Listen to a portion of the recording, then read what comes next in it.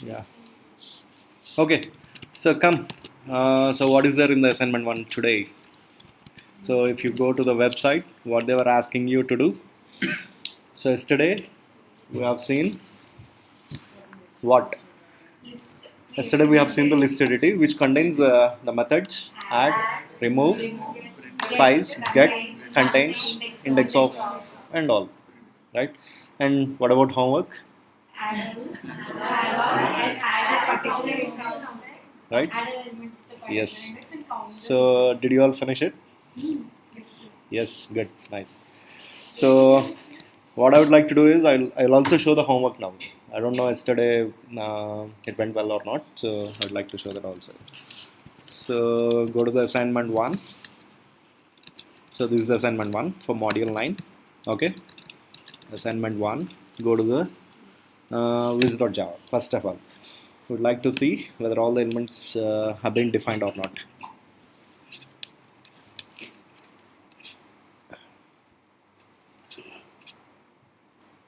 So add is already defined, size, remove, get, toString, contains, and index of. So what are the other methods which are not defined here as part of the homework? Public, void, add, I'll say add, int of ARR, right? So this is an overloaded method if you observe carefully. Yes or no? So let me go and write it here. Yes or no? It's an overloaded method which takes a parameter as an array and takes all the elements from the array and add it to the list by default, right? So what I would like to do is for int I equals to 0, I less than ARR dot length I plus plus. Okay. Now simply what I would like to call is ARR of 5. Got it or not? This is all about the add all method or add method. It's simple because I'm taking each and every element from the ARR, which is a parameter to the add function, and I'm adding it to the list entity by default, of course, to the list array. So for each element, of course, you already have written an add method. So I'm passing each and every element from the parameter and I'm passing it to the function, add function. Got it or not? So look at here, what this line perfectly does. What this line does. It takes one element of the ARR and pass it to the add function, and the add function takes care of it. You don't need to worry about it. Say for example, this can also be written in a different format, like list of, what should it say again, size plus plus equals to ARR of I. This can also be done, but why do you need to worry much about whether I have incremented the size or whether I have checked whether the index is out of bounds or something else? Not required to bother. Just call the function because you already had it, so just call the function ARR of 5. Yes, and done. Add ARR of 5. ARR of 5 is an element, a specific element at a particular index. So it takes it and pass it down to the add method. Add method will take care of whether the size is in the range or etc. Okay. So this is all about the add method. Got it? So documentation comments. So description. So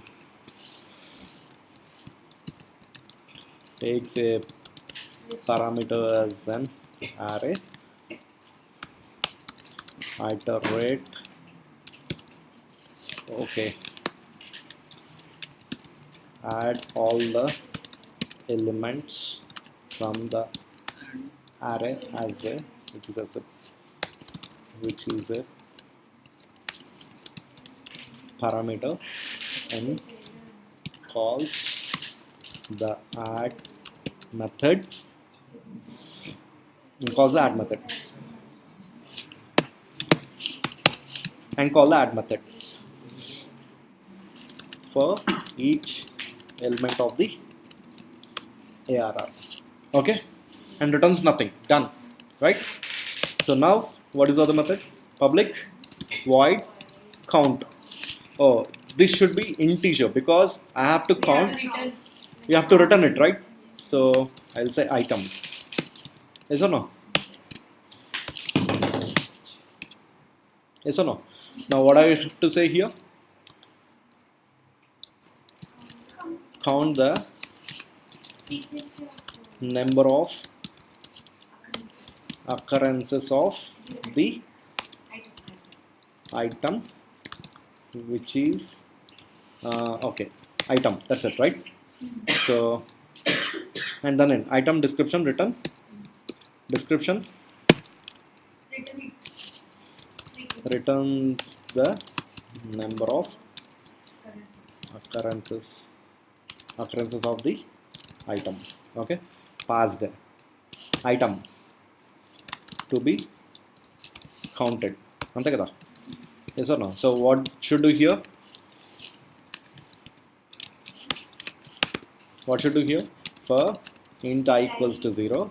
So you have to count it from size, not from size. You have to count it from 0. Of course, you have to check each and every element, and if it matches with the item, count it. Otherwise, don't do anything. Okay, just pass on to the next one. Int. For that, you have to say int count equals to 0, right?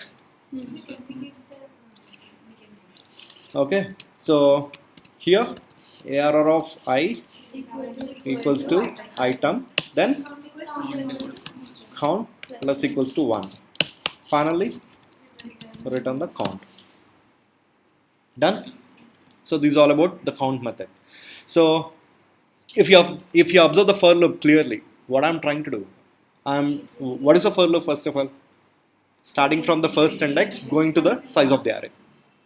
Size is nothing but the number of elements in the array, right? Now I'm taking each element from the array. I'm checking with item. If they both are equal, I'm counting it. Otherwise, I'm ignoring it. I move on to the next element and move on to the next element and so on, right? So this is all about the count.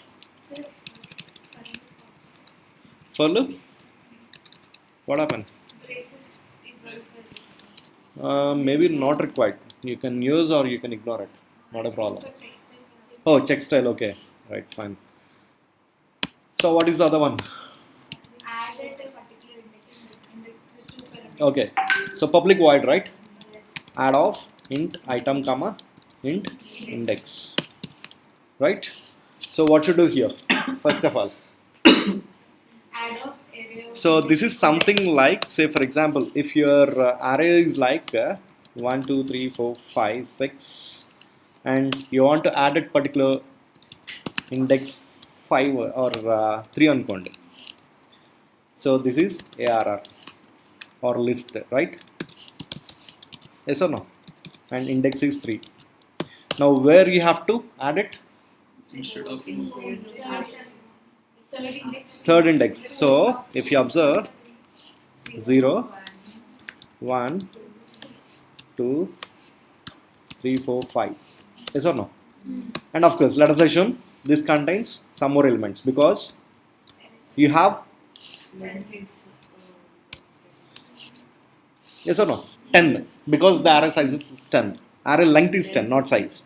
Okay, size is how many elements are there? 6 elements are there. Now I want to add a particular index 3. Now your list should be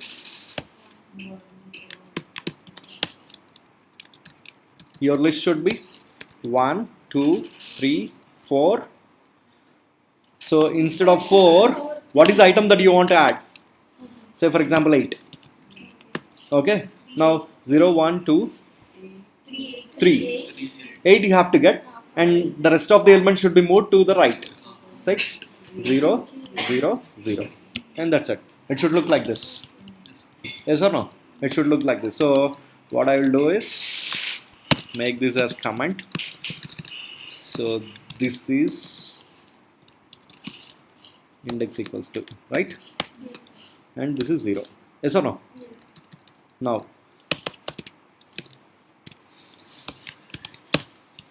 Now what should do?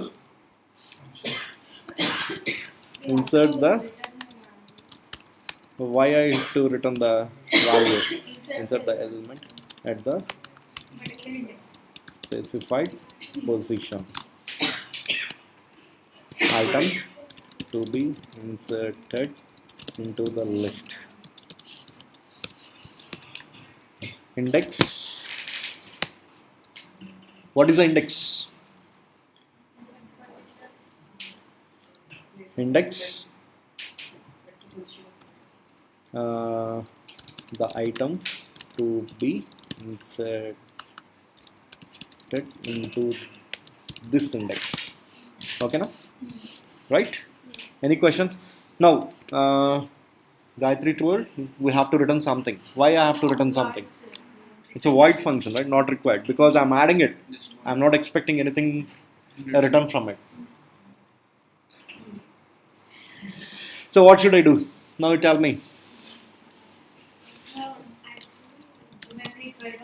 First we have to iterate. So first of all, I have to. First we have to shift the elements to the next index. Yeah, first start from the last. Shift one element to the right. Till what you move all the elements to the right. Till the index. So that's what is required. Okay. Now int I equals to 0. I equals to 0 or No, index. size. I greater than index I minus minus. From back, right? So list of what is the array name here? I don't know. I forgot. This is list. Okay. This is list. Where is it? Where is the code? Where is the code? Where is the code? Here. So list of I equals to list of I plus 1. Done? Okay, good. Now list of index equals to item and increase the size. Because I have added one more item, so you have to increase the size by 1.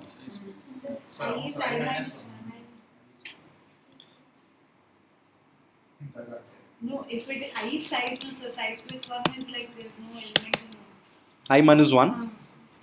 Yeah, because it should go from size minus 1. Now, what is the size of the array here? Take this example, all of you. Take this example. What is the size here? Say, for example, 6. What is the index of that element? 5, right? What is the index of that element? 5. So you have to move the 5, which is element at. No. Hold on. What is the index of that element? 5. So you have to move 5th index element to the 6th index. So that's what you have to do. That's what I'm trying to do. So whenever you say size, what is the size here according to this example? What is the size here? 6. So what I'm trying to do? List of 6 equals to list of 5. list of 5. And fifth element will come to 6. So 5th element will goes to the 6, and then 4th element will goes to the 5th, and then 3rd element will goes to the second. 4th. Right? So that's what happening. And after that, I'm directly saying list of index equals to item. So I'm directly inserting the element at a particular index. And done.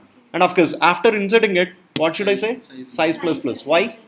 Because it is incrementing the size. You have to increase the size by 1 because you have inserted one more element. So this is all about. But for sure, remember, there might be a possibility of getting an exception here. Because if there is no room, what do? Let us assume all these elements have been filled up to here. Now can you keep this element to the right of that? Because there is no space. So how can you keep that? There is no possibility, right? So at the time you have to go for resize. That we'll discuss later. Right. Understood? So count, add with 2 parameters and add with array is done. Now today's task, we'll go to the today's task. So homework is done, right? So what did they ask you to do? A client program, etc. So today morning I have given an intro. What do you mean by a client? Yes or no? So we'll go to the Fibonacci.java, right?